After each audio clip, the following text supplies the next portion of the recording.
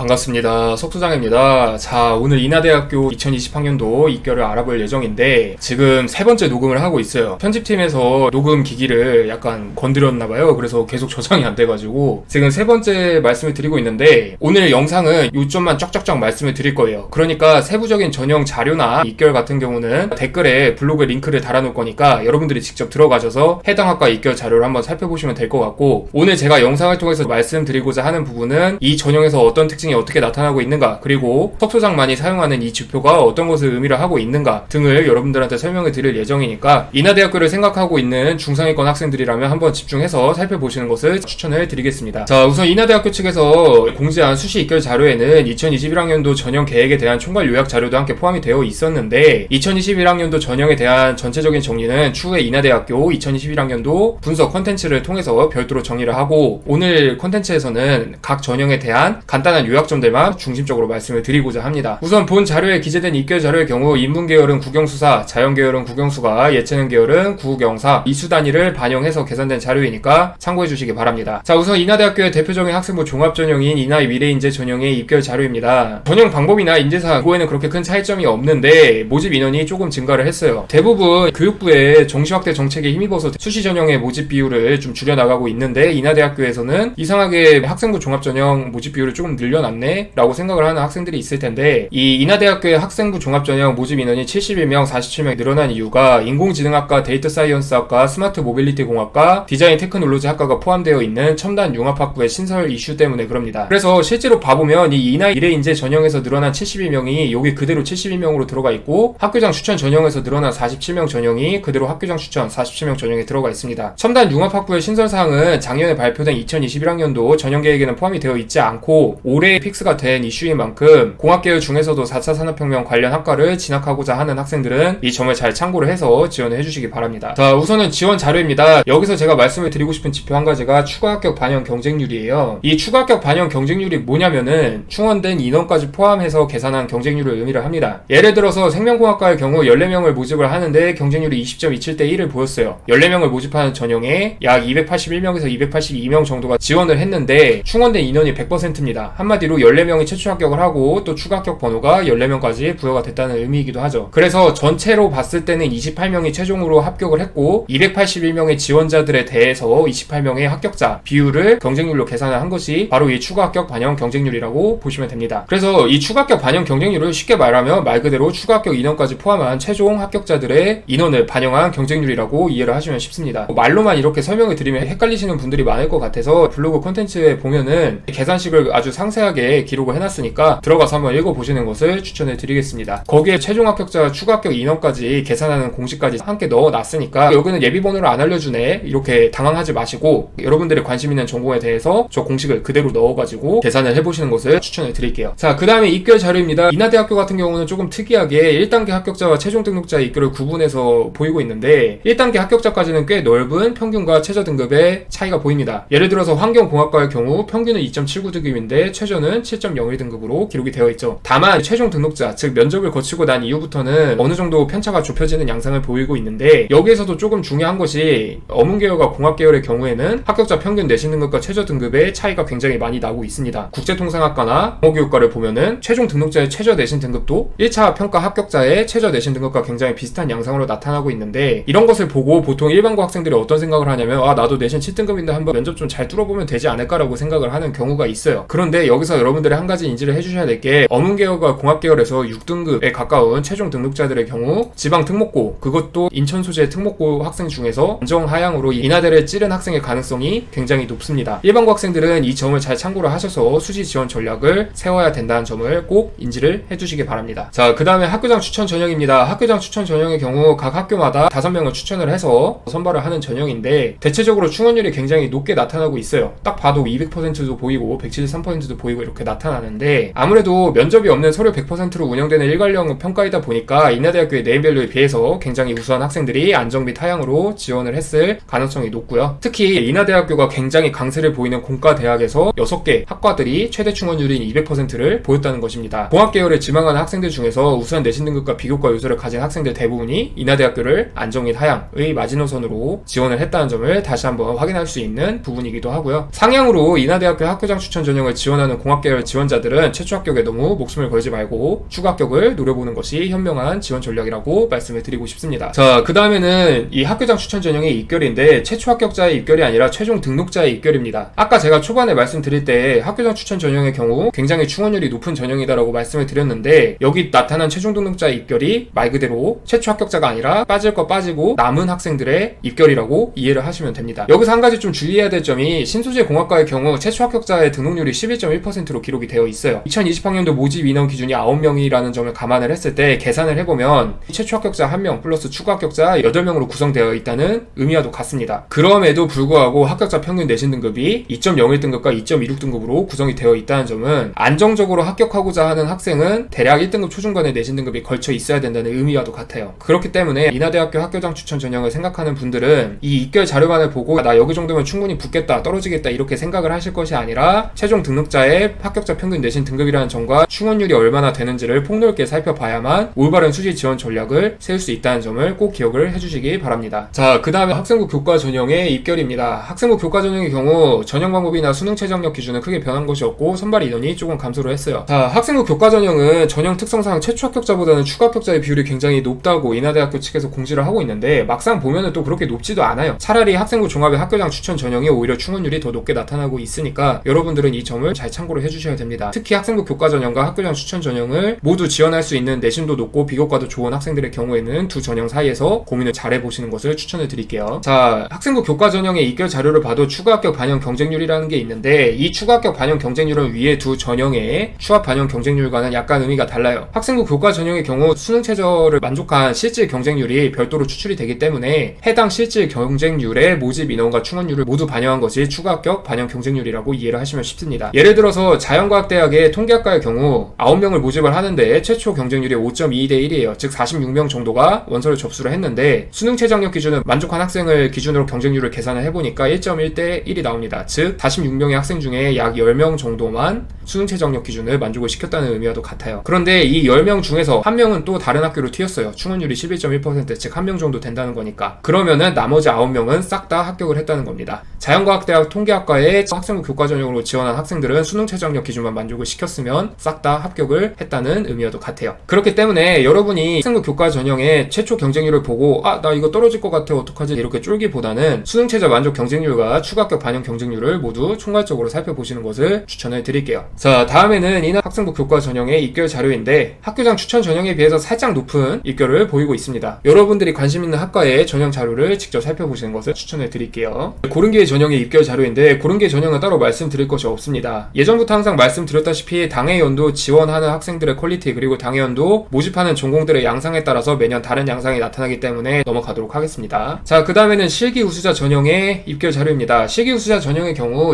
2020학년도까지 전공별로 굉장히 다양한 전형 방법을 실시를 하고 있었는데 올해부터는 실기 70%, 교과 30%로 일원화가 됩니다. 실기 우수자 전형으로 지원하는 학생들은 이 점을 잘 참고를 해주셔야겠죠. 자, 지원 정보와 입결 자료가 한 번에 나와 있는데 아무래도 실기고사의 영향력 때문에 비교적 높은 경쟁률과 낮은 충원율을 보이고 있습니다. 실제로 합격자들의 평균 내신 등급과 최저 내신 등급의 차이도 굉장히 크게 벌어지고 있는데 위에서 말씀드렸다시피 실기고사가 어느 정도 받쳐준다면 내신의 불리함을 안고도 지원을 하는 학생들이 많기 때문에 이런 양상이 나타나는 것이라고 이해를 하시면 쉽습니다. 마지막으로 인하대학교 입학처 측에서 공지한 입결 자료 원본을 제가 블로그에 올려놨으니까 관심 있는 학생들은 다운받아서 한번 살펴보시는 것을 추천해 드립니다. 오늘의 영상 콘텐츠는 여기서 마치도록 하겠습니다. 감사합니다.